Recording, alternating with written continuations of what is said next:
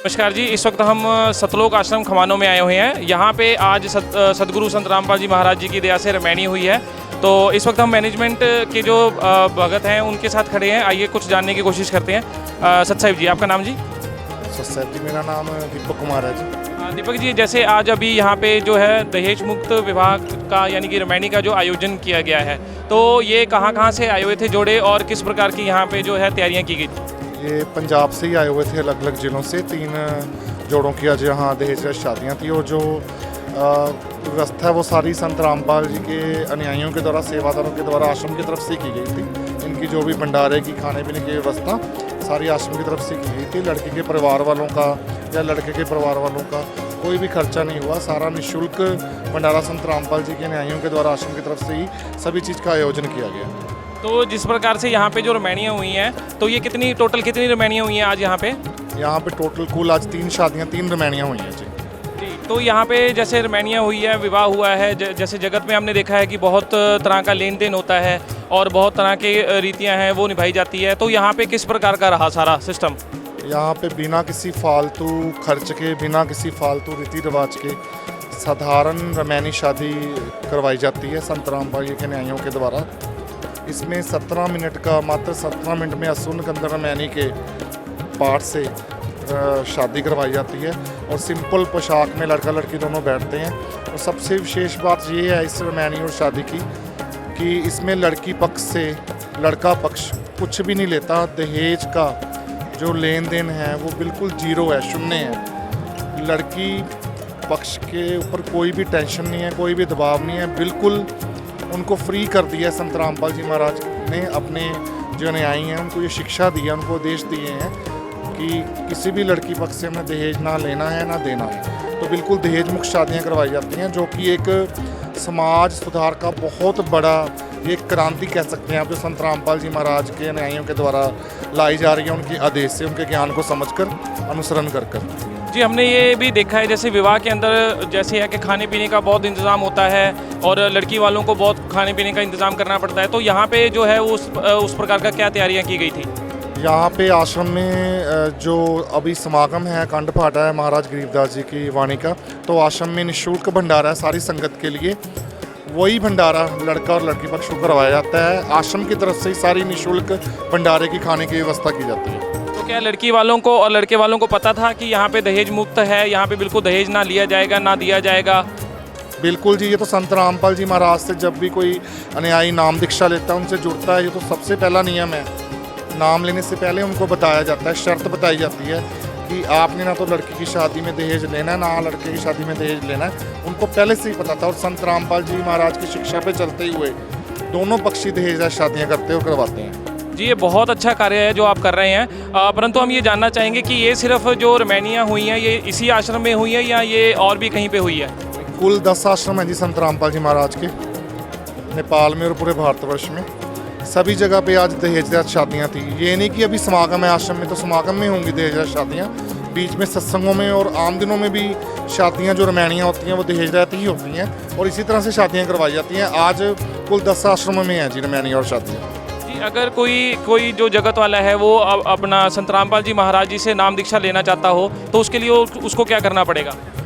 उसके लिए हर जिले में नामदान केंद्र खुला हुआ है संत रामपाल जी महाराज का और आश्रम भी बने हुए हैं।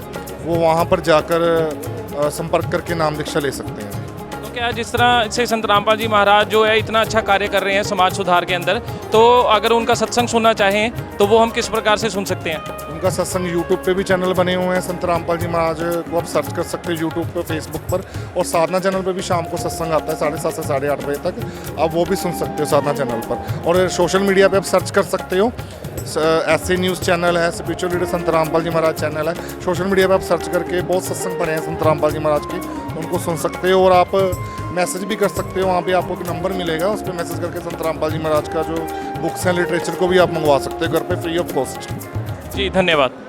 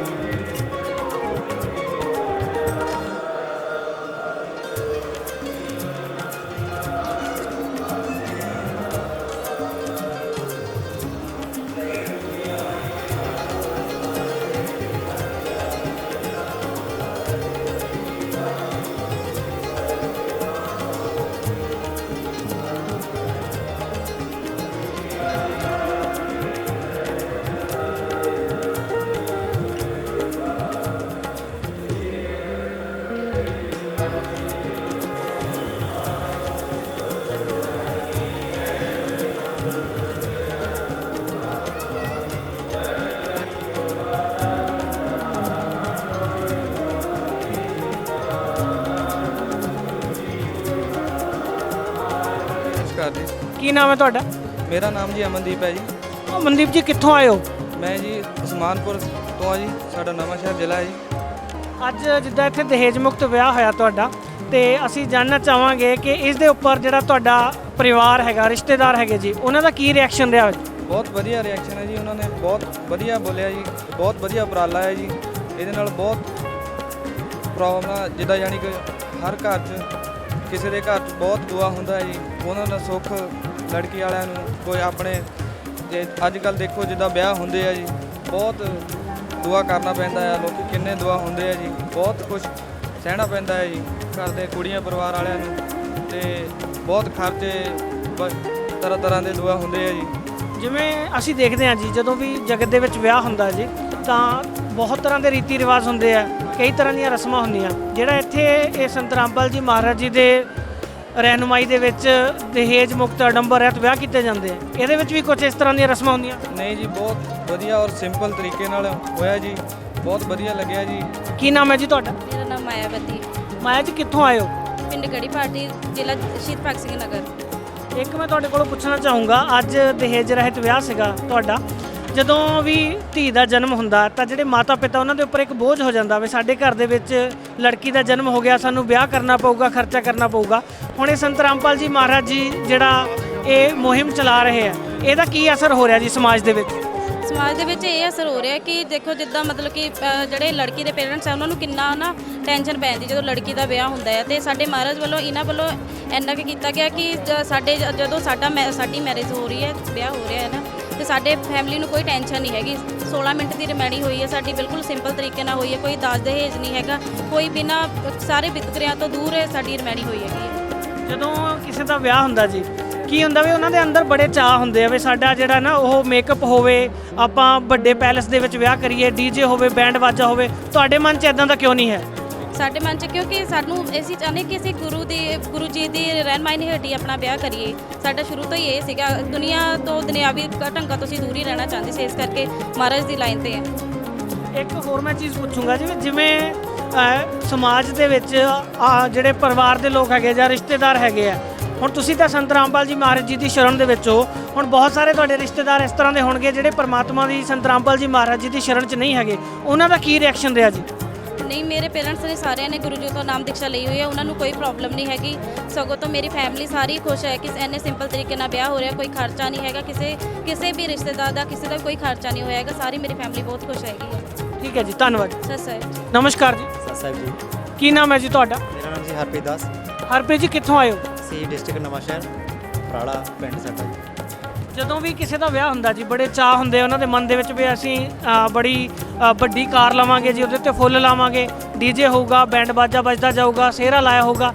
ਤੁਹਾਡੇ ਇਸ ਤਰ੍ਹਾਂ ਦਾ ਕੁਝ ਵੀ ਕਿਉਂ ਨਹੀਂ ਹੈਗਾ ਜੀ? ਨਹੀਂ ਜੀ, ਸਾਡੇ ਗੁਰੂ ਜੀ ਸੰਤ ਰਾਮਪਾਲ ਜੀ ਮਹਾਰਾਜ ਜੀ ਸਾਨੂੰ ਸਤਸੰਗਾਂ ਦੇ ਵਿੱਚ ਬਤਾਉਂਦੇ ਨੇ ਜੀ, ਪ੍ਰਮਾਤਮਾ ਨੇ ਜੋ ਵਿਧਾਨ ਦੇ ਆਧਾਰ 'ਤੇ ਅਸੀਂ ਸਤਸੰਗ ਸੁਣ ਕੇ ਗੁਰੂ ਜੀ ਦੀ ਪ੍ਰੇਰਨਾ ਲੈ ਕੇ, ਤੇ ਗੁਰੂ ਜੀ ਸਾਨੂੰ ਸਤਸੰਗਾਂ ਦੇ ਵਿੱਚ ਦੱਸਦੇ ਹਨ ਜੀ ਕਿ ਆਪਾਂ ਸਧਾਰਨ ਤਰੀਕੇ ਨਾਲ ਸਭ ਕੁਝ ਕਰਨਾ ਹੈ, ਸਧਾਰਨ ਤਰੀਕੇ ਨਾਲ ਰਹਿਣਾ ਹੈ, ਕੋਈ ਵੀ ਆਪਾਂ ਅਡੰਬਰ ਨਹੀਂ ਕਰਨਾ। ਗੁਰੂ ਜੀ ਦਇਆ ਨਾਲ ਅਸੀਂ ਸਭ ਕੁਝ ਰੀਤੀ ਰਿਵਾਜ ਛੱਡ ਕੇ ਇਹ ਰਮੈਣੀ ਸਮਰ ਗਈ ਹੈ।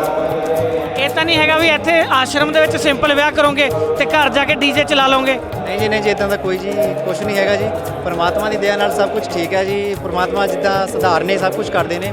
ਗੁਰੂ ਜੀ ਕਹਿੰਦੇ ਨੇ ਕਿ ਜੋ ਕੁਝ ਵੀ ਆਪਾਂ ਘਰ 'ਚ ਕਰਨਾ, ਕੋਈ ਰੀਤੀ ਰਿਵਾਜ ਨਹੀਂ ਕਰਨਾ, ਕੋਈ ਡੀਜੇ ਨਹੀਂ, ਕੋਈ ਦਹੇਜ ਨਹੀਂ ਲੈਣਾ, ਕੋਈ ਆਪਾਂ ਜਾਣੀ ਕਿ ਜਾਗੋ ਵਗੈਰਾ ਇੱਦਾਂ ਦਾ ਕੁਝ ਰੀਤੀ ਰਿਵਾਜ ਕਰਦੇ ਹੋ ਆਪਾਂ ਨਹੀਂ ਕਰ ਸਕਦੇ, ਕਿਉਂਕਿ ਗੁਰੂ ਜੀ ਦਾ ਸਾਡਾ ਸਖਤ ਆਦੇਸ਼ ਹੈ। ਤੁਹਾਡੇ ਨਾਲ ਜਦੋਂ ਅਸੀਂ ਦੇਖਿਆ ਸੀਗਾ, ਬਹੁਤ ਸਾਰੇ ਤੁਹਾਡੇ ਰਿਸ਼ਤੇਦਾਰ ਵੀ ਆਏ ਆ ਜਿਹੜੇ ਸੰਤ ਰਾਮਪਾਲ ਜੀ ਮਹਾਰਾਜ ਜੀ ਦੇ ਨਾਲ ਨਹੀਂ ਜੁੜੇ ਹੋਏ, ਉਹਨਾਂ ਦਾ ਕਿਸ ਤਰ੍ਹਾਂ ਦਾ ਰਿਐਕਸ਼ਨ ਸੀ ਜੀ? ਉਹਨਾਂ ਦਾ ਰਿਐਕਸ਼ਨ ਜੀ ਵਧੀਆ ਹੈ, ਸਭ ਕੁਝ ਵਧੀਆ ਜੀ, ਠੀਕ ਠਾਕ ਹੈ ਜੀ। ਉਹਨਾਂ ਨੇ ਤਾਂ ਵਧੀਆ ਕਿਹਾ, ਇਹ ਚੀਜ਼ਾਂ ਨੂੰ ਦੇਖ ਕੇ ਉਹਨਾਂ ਨੂੰ ਖੁਸ਼ੀ ਮਿਲੀ ਕਿ ਹਾਂ ਜੀ ਇਹ ਬਹੁਤ ਸਧਾਰਨ ਤਰੀਕੇ ਨਾਲ ਸ਼ਾਦੀ ਹੋ ਰਹੀ ਆ, ਤੇ ਗੁਰੂ ਜੀ ਦੀ ਦਇਆ ਨਾਲ ਸਭ ਕੁਝ ਠੀਕ ਹੈ। ਸਤਿ ਸ੍ਰੀ ਅਕਾਲ। ठीक है जी, धन्यवाद जी। सत श्री क्या नाम है जी आपका? मेरा नाम रूही दासी, लुधियाना पंजाब से।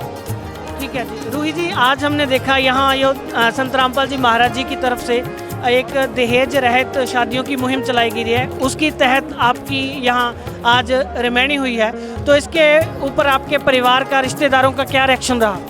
इसके ऊपर हमारे परिवार और रिश्तेदार का बहुत बढ़िया रिएक्शन रहा है।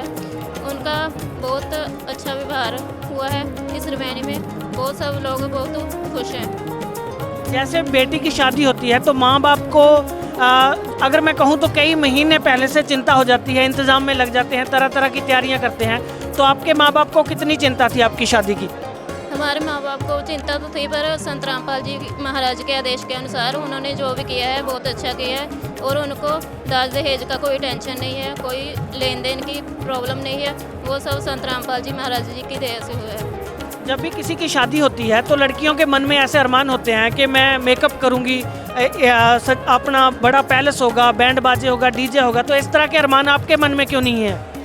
संत रामपाल जी महाराज की दया से मेरे मन में ऐसे अनुमान शुरू से ही नहीं थे, क्योंकि मैं शुरू से यही चाहती थी कि मेरी शादी हो दहेज रहित हो और सिंपल तरीके से हो। सिर्फ आप ही की शादी इस तरह से हुई है या जो संत रामपाल जी के अनुयायी हैं सभी की शादी इस तरह से होती है? सभी अनुयायियों की शादी इस तरीके से ही होती है। धन्यवाद। धन्यवाद। ਕੀ ਨਾਮ ਹੈ ਜੀ ਤੁਹਾਡਾ? ਮੇਰਾ ਨਾਮ ਰਕੇਸ਼ ਕੁਮਾਰ ਹੈ ਜੀ। ਰਕੇਸ਼ ਜੀ ਕਿੱਥੋਂ ਆਏ ਹੋ? ਮੈਂ ਹੁਸ਼ਿਆਰਪੁਰ ਜ਼ਿਲ੍ਹੇ ਤੋਂ ਪਿੰਡ ਕੱਕੋ ਦਾ ਹਾਂ। ਆਸ਼ਰਮ ਦੇ ਵਿੱਚ ਸੰਤ ਰਾਮਪਾਲ ਜੀ ਮਹਾਰਾਜ ਜੀ ਜੋ ਸਤਲੋਕ ਆਸ਼ਰਮ ਉਹਦੇ ਵਿੱਚ ਪਹਿਲੀ ਵਾਰ ਆਏ ਤੁਸੀਂ? ਹਾਂਜੀ ਪਹਿਲੀ ਵਾਰ ਆਏ ਹਾਂ। ਇੱਥੇ ਅੱਜ ਤੁਹਾਡੇ ਰਿਸ਼ਤੇਦਾਰਾਂ ਦੀ ਦਹੇਜ ਰਹਿਤ ਜਿਹੜਾ ਵਿਆਹ ਸੀਗਾ ਕਿਸ ਤਰ੍ਹਾਂ ਦਾ ਲੱਗਿਆ ਜੀ ਤੁਹਾਨੂੰ? ਬਹੁਤ ਵਧੀਆ ਲੱਗਾ ਜੀ, ਬਹੁਤ ਵਧੀਆ ਪ੍ਰੋਗਰਾਮ। ਮਤਲਬ ਜਿੱਦਾਂ ਕਿਸੇ ਦੇ ਘਰ ਬੇਟੀ ਦਾ ਜਨਮ ਹੁੰਦਾ ਜੀ, ਉਹਨਾਂ ਦੇ ਉੱਪਰ ਬੜਾ ਇਸ ਚੀਜ਼ ਦੀ ਚਿੰਤਾ ਹੋ ਜਾਂਦੀ ਮਾਂ-ਬਾਪ ਨੂੰ ਵੀ ਸਾਡੀ ਬੇਟੀ ਹੈ ਜੀ, ਉਹਦਾ ਵਿਆਹ ਹੋਊਗਾ, ਸਾਨੂੰ ਕਿੰਨੇ ਖਰਚੇ ਕਰਨੇ ਪਊਗੇ। ਜਿਹੜੇ ਸੰਤ ਰਾਮਪਾਲ ਜੀ ਮਹਾਰਾਜ ਜੀ ਮੁਹਿੰਮ ਚਲਾ ਰਹੇ ਆ ਜੀ, ਬਿਨਾਂ ਖਰਚੇ ਤੋਂ ਦਹੇਜ ਰਹਿਤ, ਅਡੰਬਰ ਰਹਿਤ ਵਿਆਹ ਹੁੰਦੇ ਆ ਜੀ, ਕੀ ਲੱਗਦਾ ਤੁਹਾਨੂੰ ਸਮਾਜ ਦੇ ਵਿੱਚ ਕੀ ਸੁਨੇਹਾ ਜਾ ਰਿਹਾ ਜੀ? ਬਹੁਤ ਵਧੀਆ ਗੱਲ ਆ ਜੀ, ਹਰੇਕ ਪਾਸੇ ਇਦਾਂ ਦੀ ਮੁਹਿੰਮ ਹੋਣੀ ਚਾਹੀਦੀ ਆ। ਆਸ਼ਰਮ ਦੇ ਵਿੱਚ ਤੁਸੀਂ ਪਹਿਲੀ ਵਾਰੀ ਆਏ ਹੋ ਜੀ, ਆਸ਼ਰਮ ਦਾ ਜਿਹੜਾ ਮਾਹੌਲ ਹੈਗਾ ਜਾਂ ਜਿਹੜਾ ਸੇਵਾਦਾਰਾਂ ਦਾ ਵਿਵਹਾਰ ਹੈ ਕਿਸ ਤਰ੍ਹਾਂ ਦਾ ਲੱਗਿਆ ਤੁਹਾਨੂੰ? ਬਹੁਤ ਵਧੀਆ ਜੀ, ਬਹੁਤ ਖੁਸ਼ੀ ਹੋਈ ਇੱਥੇ ਆ ਕੇ। ਮਤਲਬ ਹਰੇਕ ਜੋ ਵੀ ਬੰਦਾ ਹੈਗਾ ਬੜੇ ਪਿਆਰ ਦੇ ਨਾਲ ਗੱਲਬਾਤ ਕਰਦੇ ਆ, ਜੋ ਵੀ ਆ ਬਹੁਤ ਵਧੀਆ। ਧੰਨਵਾਦ ਜੀ ਤੁਹਾਡਾ। ਮਿਹਰਬਾਨੀ।